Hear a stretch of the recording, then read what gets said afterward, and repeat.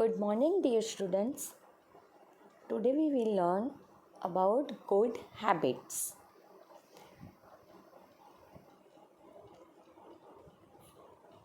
વિદ્યાર્થી મિત્રો, good habits એટલે કે સારી ટેવ. વિદ્યાર્થી મિત્રો, જો આપણામાં સારી ટેવ હોય તો જ આપણે આપણા જીવનમાં ખૂબ આગળ વધી શકીએ છીએ. અહીંયા તમને એક પ્લેજ એટલે કે પ્રતિજ્ઞા આપવામાં આવી છે અને એ પ્રતિજ્ઞા તમારે દરેક વિદ્યાર્થીઓએ વાંચવાની અને જાતે સમજવાનો પ્રયત્ન કરવાનો છે. I pledge to be the best I can be in school and to those around me. I will not say something hurtful or do anything that's unexpectable. હું કોઈકને નુકસાન થાય અથવા તો અનએક્સપેક્ટેડ ધાર્યું ન હોય કોઈએ પણ એવું કોઈ પણ કાર્ય કરીશ નહીં. આઈ એમ રિસ્પોન્સિબલ રિસ્પોન્સિબલ એટલે જવાબદારી for what I do and the well beginning of others too. I am here to learn and work hard. If I try, I can success and go far. જો હું આ પ્રમાણેનો પ્રયત્ન કરીશ સારા કાર્યો કરવા માટેનો તો હું જીવનમાં સફળતા મેળવીશ અને પ્રગતિ કરી શકીશ.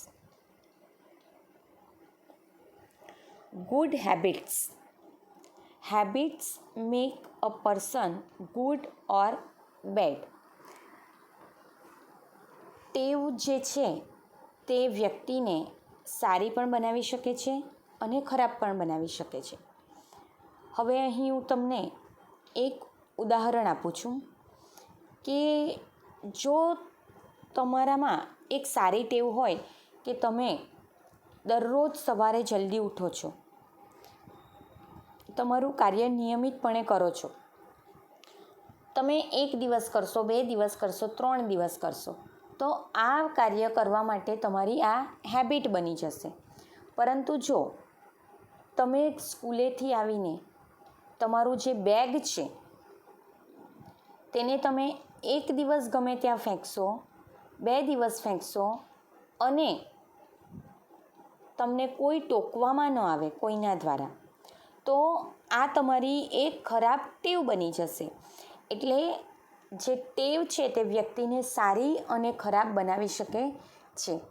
ઘણી વખત વિદ્યાર્થી મિત્રો આપણા માતા પિતા આપણને જે કંઈ કહેતા હોય છે તે આપણા સુધારા માટે કહેતા હોય છે, આપણામાં ગુડ હેબિટ્સને ડેવલપ કરવા માટે કહેતા હોય છે.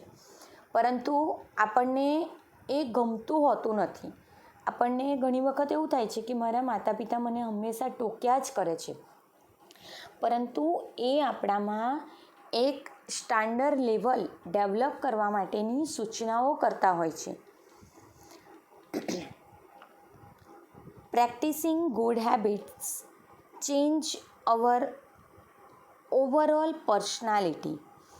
સારી ટેવોની જો આપણને ટેવ પડી જાય, પ્રેક્ટિસ મહાવરો થઈ જાય તો એ આપણી ઓવરઓલ પર્સનાલિટી એટલે કે આપણા સંપૂર્ણ વ્યક્તિત્વને વિકાસ કરવા માટેનો એક બ્રિજ બનાવતી હોય છે.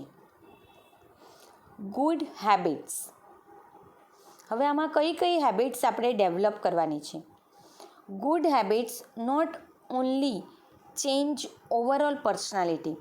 ફક્ત આપણા સંપૂર્ણ વ્યક્તિત્વને નિખારતું નથી, પરંતુ but also give us appreciation from our elders. આપણને આપણા જે વડીલો છે તેના દ્વારા પણ એપ્રિશિએશન મળે છે. જો આપણે કંઈક સારું કાર્ય કરતા હોઈએ તો આપણને એપ્રિશિએશનના શબ્દો પણ સાંભળવા મળે છે. તમે જાણો છો કે તમને કોઈ કહે છે કે very good, excellent These all are appreciation word. It helps to make good friends and also in creating a good atmosphere for us. એ સારી ટેવો આપણને સારા મિત્રો પણ આપે છે અને સારું વાતાવરણ પણ પૂરું પાડે છે. સી અહીંયા તમને એક ચાર્ટ આપવામાં આવ્યો છે.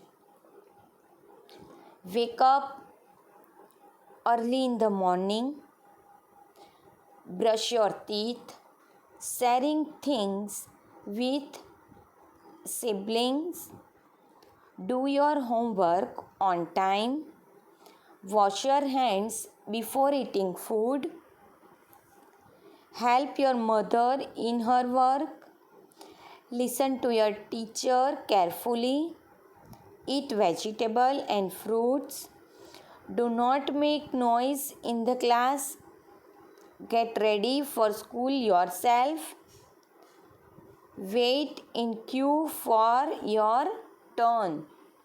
ક્યુ એટલે લાઇનમાં ઊભા રહેવું.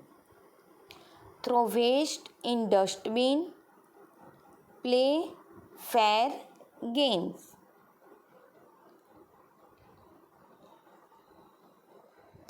Good manners. Asking before talking anything from other, saying sorry. See, good manners means ઘણી વખત આપણે ઘણી વ્યક્તિઓને ગમે તેમ રીતે બોલાવતા હોઈએ છીએ. See, 4 polite words are there. You have to develop in your life. Please, sorry, thank you, excuse me. These are 4 polite words. If you hurt someone, say sorry. If you want something from others, say please give me. Okay. ત્યાર પછી આપણે જ્યારે કોઈને બોલાવતા હોઈએ તો ઘણી વખત તમે સાંભળો છો કે ઓય, આમ તેમ, ક્યાંક ને ક્યાંક આપણે ગમે તે રીતે કોઈકને બોલાવતા હોઈએ છીએ. તો વિદ્યાર્થી મિત્રો, એવું ન કરતાં આપણે શું કહેવાનું છે? Excuse me. Then someone help you, say always say thank you.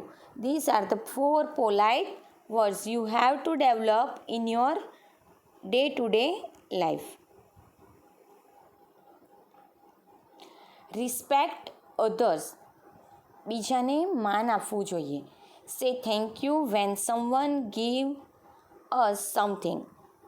સે પ્લીઝ બિફોર રિક્વેસ્ટિંગ. આ 4 પોલાઇટ વર્ડ્સ છે, તેનો આપણે ખૂબ કાળજીપૂર્વક અને આપણા જીવનમાં એનો ઉપયોગ કરવો જોઈએ. Personal habits. Personal habits means શું? આપણે આપણા જીવનમાં પણ પર્સનલી આપણા પોતાના વ્યક્તિત્વમાં પણ આપણે અમુક ટેવો કે ભાઈ મારે આ સમયે આ કાર્ય કરવાનું છે, તો તમારે એ સમયે એ કાર્ય ચોક્કસપણે કરવું જ જોઈએ.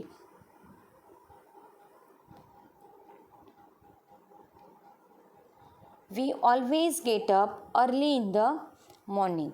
આપણે હંમેશા વહેલું ઉઠી જવું જોઈએ. Brush your teeth twice a day.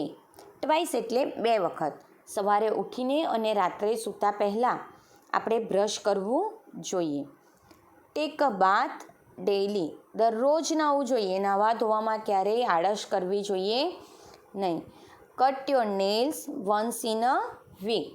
અઠવાડિયામાં 1 વખત આપણે આપણા નખ પણ કાપવા જોઈએ. Always takes fresh and healthy food. હંમેશા તાજો અને હેલ્ધી ફૂડ આપણે લેવું જોઈએ. Always wear clean clothes. Clean એટલે કે ચોખ્ખા કપડાં પહેરવા જોઈએ. Wash your hands before and after eating. જમતા પહેલાં અને જમ્યા પછી આપણે આપણા હાથને ધોવા જોઈએ. Wash your hands after using toilet and after playing. ટોયલેટનો યુઝ કર્યા પછી અને રમ્યા પછી આપણે આપણા હાથ અને પગને વ્યવસ્થિત રીતે ધોવા જોઈએ.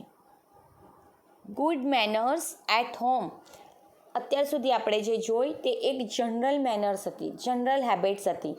ત્યાર પછી આપણે પોતાની પર્સનલ હેબિટ્સ જે ડેવલપ કરવાની છે તેની વાત કરી છે. હવે આપણે ઘરમાં કેવી ટેવો રાખવાની છે તેના વિશે વાત કરીએ છીએ.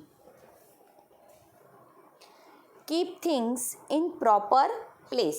વિદ્યાર્થી મિત્રો, મેં તમને શરૂઆતમાં જ કીધું કે આપણે જો બેગને દરરોજ આવીને એક ગમે તેવી રીતે ફેંકી દેતા હોય છે તો એ આપણને એક કુટેવ પડી ગઈ છે અને જો આપણે એને નહીં સુધારીશું તો એ આપણા જીવનમાં હંમેશા એ જ પ્રમાણે ડેવલપ થયેલી રહેશે. So keep things in proper place. We should throw garbage or waste papers in dustbin. આપણે કચરો અને નકામા કાગળો હોય તેને પણ ડસ્ટબિનમાં નાખવા જોઈએ. નહીં કે આપણે લખ્યા પછી પેન્સિલ શાર્પ કરીને ગમે ત્યાં નાખવી જોઈએ કે ચોકલેટ ખાધી હોય તો કાગળ ગમે ત્યાં નાખવું જોઈએ. So we always throw waste or garbage in the dustbin. Help your parents to keep the house clean. તમારા માતા પિતાને ઘરને સ્વચ્છ રાખવામાં મદદ કરવી જોઈએ. Good manners at school. શાળામાં આપણે કઈ ટેવોને ડેવલપ કરવી જોઈએ? Same way throw garbage and waste papers in dustbin. શાળામાં પણ આપણે કચરો કરવો જોઈએ નહીં. હંમેશા જે કચરો છે તેને આપણે ડસ્ટબિનમાં જ નાખવો જોઈએ. Don't write or draw on wall. ઘણી વખત વિદ્યાર્થી મિત્રો શાળાની દિવાલ ઉપર અને બેન્ચ પર આપણે ગમે તેમ લખતા હોઈએ છીએ, કચરો ગમે તેમ ચિત્રા પાડતા હોઈએ છીએ, પેન્સિલ કરતા હોઈએ છીએ. So don't write or draw on wall, benches and desk. Keep your classroom and school clean. તમારો વર્ગખંડ અને શાળાને ચોખ્ખી રાખવી જોઈએ. Do your homework daily. આપણું જે કાર્ય છે, હોમવર્ક છે, તેને આપણે દરરોજ કરવું જોઈએ. આજનું કાર્ય આજે જ કરવું જોઈએ, એને બીજા દિવસ પર લઈ જવું જોઈએ નહીં. Keep silent in school campus. શાળાના કેમ્પસમાં આપણે વધારે પડતો અવાજ પણ કરવો જોઈએ નહીં. Always walk in line. હંમેશા આપણે લાઇનમાં જ ચાલવું જોઈએ. ગમે તેમ શાળામાં પણ દોડાદોડી કરવી જોઈએ નહીં. હવે અહીંયા તમારી જે બુકની અંદર બબલ્સમાં એક પોએમ આપી છે તે પોએમને આપણે ગાઈશું. હું તમને અહીં ગાઈને બતાવું છું. તમારે તમારી ટેક્સ્ટ બુકમાંથી જ્યારે તમે આ પીપીટી ઓડિયો સાંભળી લો ત્યાર પછી શાંતિથી ફરીથી સાંભળવાની રહેશે. Wash your hands before you it. A good healthy rule that's hard to beat. For better work, for better play, eat 3 good meals every day. શું કહેવામાં આવ્યું છે વિદ્યાર્થી મિત્રો? તમારા હાથને જમતા પહેલાં ધોવા જોઈએ. A good healthy rule. આ એક સારી ટેવ છે. that's hard to beat. એને તોડવી પણ અઘરી છે. For better work. સારા કામ માટે, સારી રીતે રમવા માટે. eat 3 good meals every day. એના માટે તમારે 3 વખત સારી રીતે જમવું જોઈએ. Weight for your turn. Use polite words. Listen carefully. Cooperate with others. બીજાની સાથે એકબીજાને મદદરૂપ થવું જોઈએ, નહીં કે ઝઘડાઝઘડી કરવા જોઈએ. Show your appreciation. Give compliments, આપણે બીજાને પણ કોઈક સારું કાર્ય કરે તો કોમ્પ્લિમેન્ટ્સ આપવા જોઈએ. Good manners is about consider the feeling of other people and being the kind of person that others will like and respect.